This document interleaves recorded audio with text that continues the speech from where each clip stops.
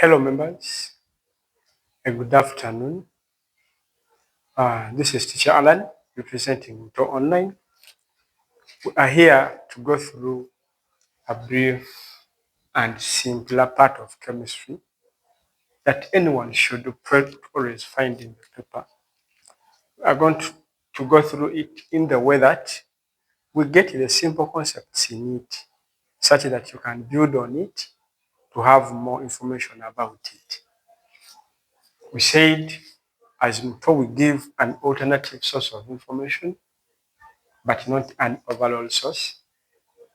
And to cut the story short, I want us to go through this topic, nuclear processing. It is the simplest topic I've ever met in the new competence-based curriculum as far as chemistry. These nuclear processes, we are looking at the contributions uh, of contributions of chemistry to modern life. As we hear the word nuclear, we are much more going to have a look at the atoms of different elements. And remember, we said that an atom is simply the smallest indivisible and electrically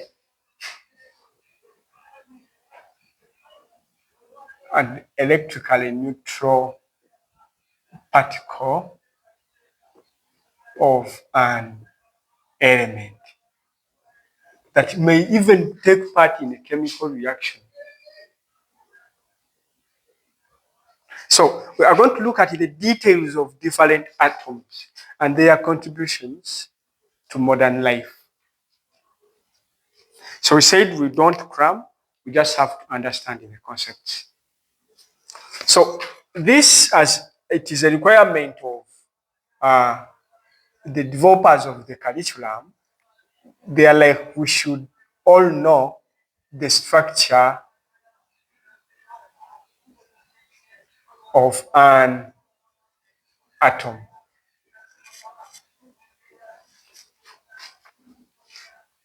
An atom is simply made up of, as here it is the smallest, it is made up of a centrally located nucleus around which there are other circular orbits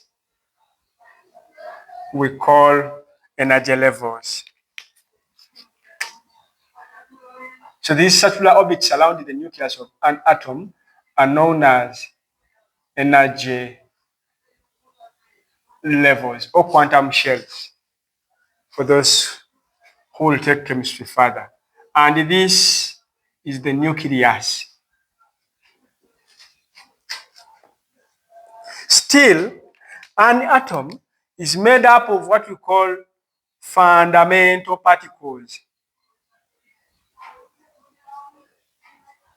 We have what we call the fundamental particles of an atom.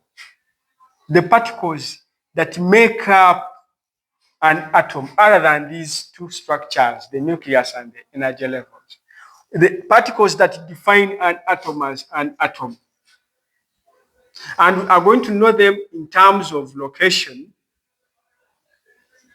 on these structures of an atom, and then in terms of charge they carry.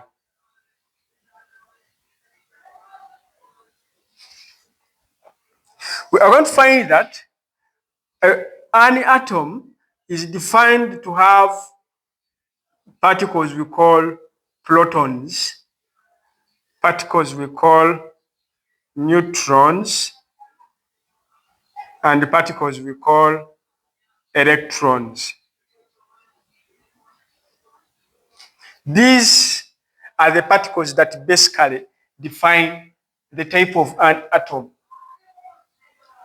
that defines an atom.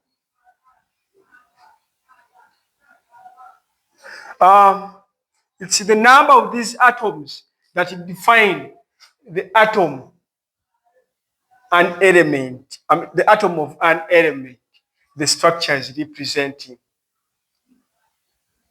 So the protons, to cut the story short, the protons are located inside the nucleus as well as the neutrons. And then the electrons are located around the nucleus on the other structures we call the energy levels. The protons inside the nucleus of an atom are positively charged. They are defined to be positively charged, as the neutrons carry no charge.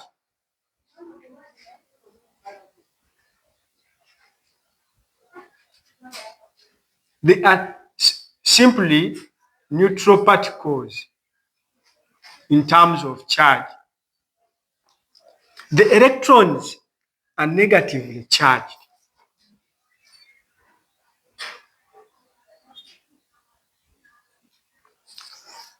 Excuse me. So the location and the charge carried by each of these particles determine a lot on an atom.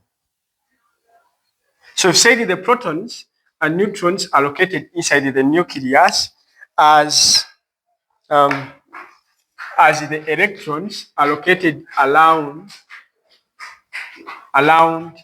the nucleus on the energy levels. To continue, the number of protons inside the nucleus of an atom is what we call the atomic number of an element, of an atom. And then the sum of protons and neutrons inside the nucleus of an atom is what we call the mass number or the atomic mass of an atom, of any element. Remember, we said if you really like our work, all you can do is to always comment, you subscribe if you're watching, you invite more of your friends to be part of us. And for those watching who are not part of our own WhatsApp group for updates, please, you can contact us via 0703 27 82 31. That is our WhatsApp number. The moment you tap us, we automatically add you there.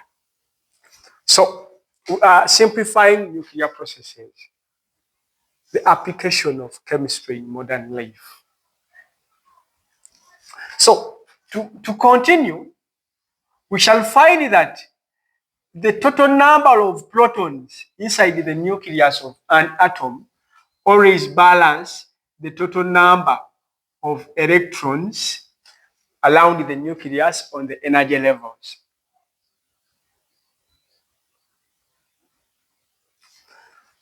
This means that the total amount of positive charge inside the nucleus balances the total amount of negative charge on the energy levels. This always leaves the atom electrically neutral.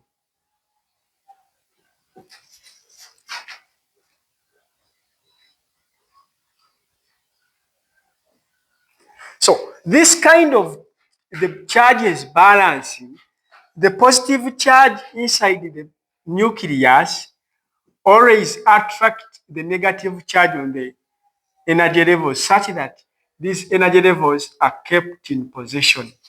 They are not held by anything, but the attraction of the positive charge inside the nucleus keep the energy levels in position.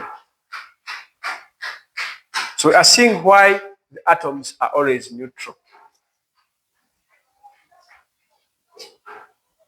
So when you are given the number of electrons, you should know that you have the number of protons. If you have the mass number, you cannot fail to get any. So from definition, the mass number can easily be obtained from the total number of protons and the number of neutrons inside the nucleus of an atom. And we've also seen that the total number of protons is simply the mass, the atomic number, which is always abbreviated as Z. We always see this formula.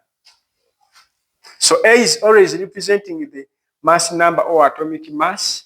Z is representing the atomic number, number of protons or number of electrons, and N is representing the number of neutrons.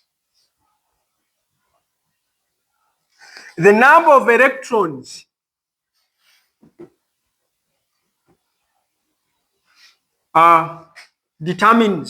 greatly determines the number of energy levels.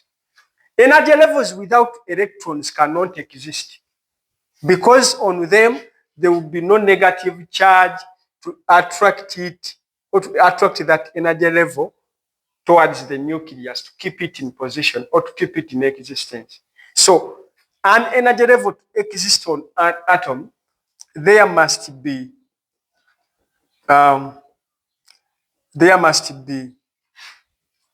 electrons on it. Let us think we are flowing. Remember, we said for any comments, any questions, should always be posted in our WhatsApp group. We should not forget to always improve our services. Welcome clarifications and corrections. So that means that we should not forget that the energy level next to the nucleus carry a maximum of 2 electrons. We know that very well. We are saying that this energy level that is just next to the nucleus of any atom will always carry a maximum of 2 electrons. It can carry below 2, but it should not exceed 2. And then the other orbitals or energy levels always carry a maximum of 8 electrons. They don't exceed 8. So if you have more than 8 electrons to be put on the second energy level after that one next to the nucleus, we always write only 8 and carry the balance to the next energy level. So the other energy levels that are not next to the nucleus carry a maximum of 8. But they can as well carry below 8, so long as they don't exceed 8.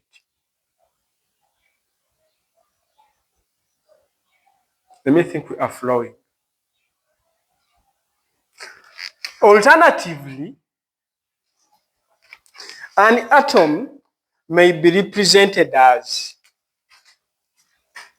X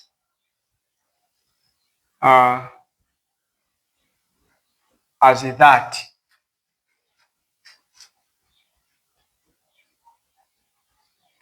In this one, X is representing the symbol of the atom of any element. A is representing, will always, any number, the X will be a symbol in terms of letters. For example, X may be representing sodium, may be representing barium. So it is representing any atom of any element. Then we shall be having two numbers on the symbol of any atom. The number that is up with the one we are representing as A will always be the mass number or the atomic mass. And then the number below or down here will always represent the atomic number of that element.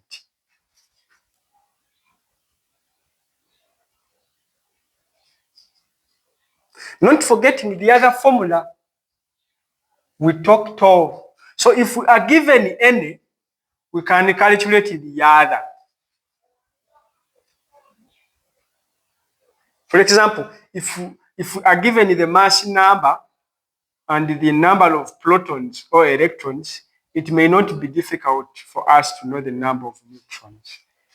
If we are given the number of protons or electrons or the atomic number and the number of neutrons, we can calculate for the mass number.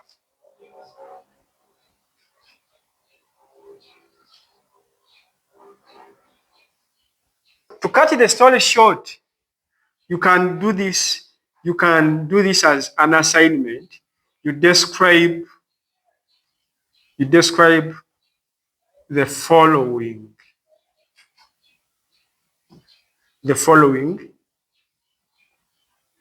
atoms in terms of the fundamental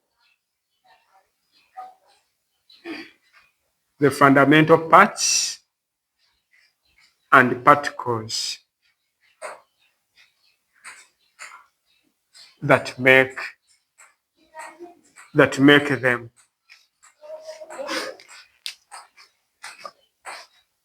Right. So the activity is here. You're going to describe for me these atoms I'm writing down here in terms of the fundamental parts and particles that makes them up.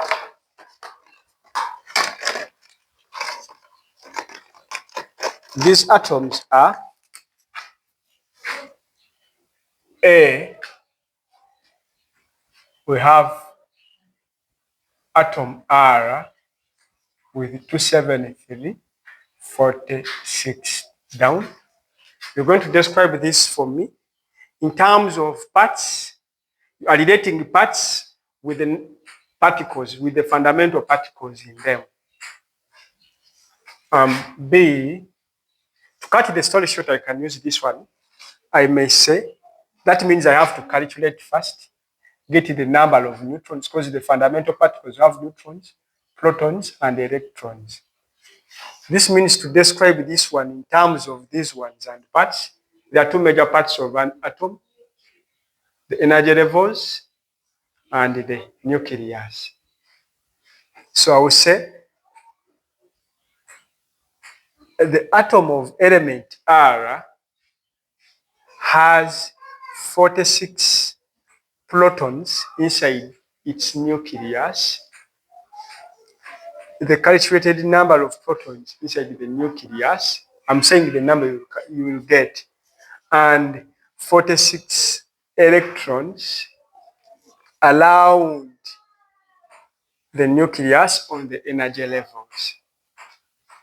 Let me think I'm clear. You also described for me this one.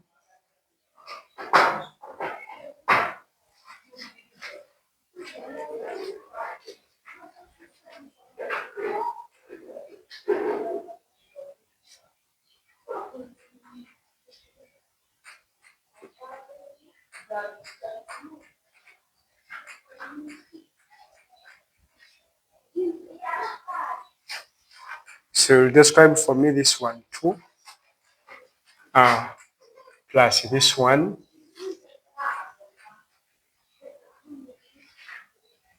So these letters are representing atoms, unknown atoms. I'm not saying they are they are symbols of certain atoms. No, they are representing unknown atoms, please.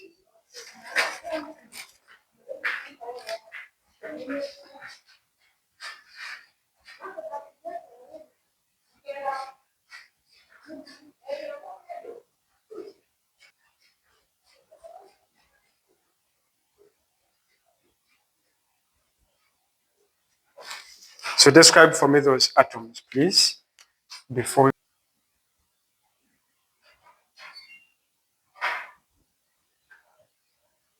So as you note those ones,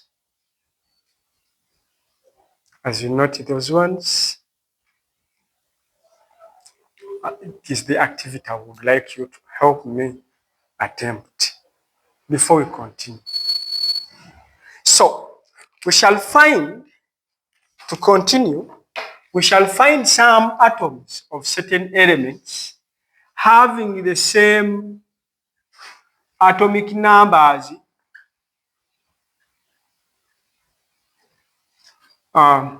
different mass numbers, and these atoms they will always be of this if they are of the same. If these atoms are of the same elements, we shall always term these atoms as isotopes.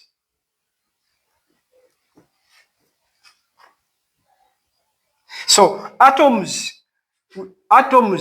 of the same element having the same atomic numbers but different mass numbers will always be termed as isotopes. We have elements that exist that have different atoms. That have almost the same atoms, but these atoms having different mass numbers. We shall find the likes of carbon, one with a mass number 14 and the other with mass number 12, but having the same atomic numbers. These kinds of atoms of the same element will always be termed as isotopes. Carbon has two isotopes. Carbon isotope 12 and carbon 14. They are all isotopes of the same element. So with this, we can meet shortly in the next video, looking at what we call the unstable atoms.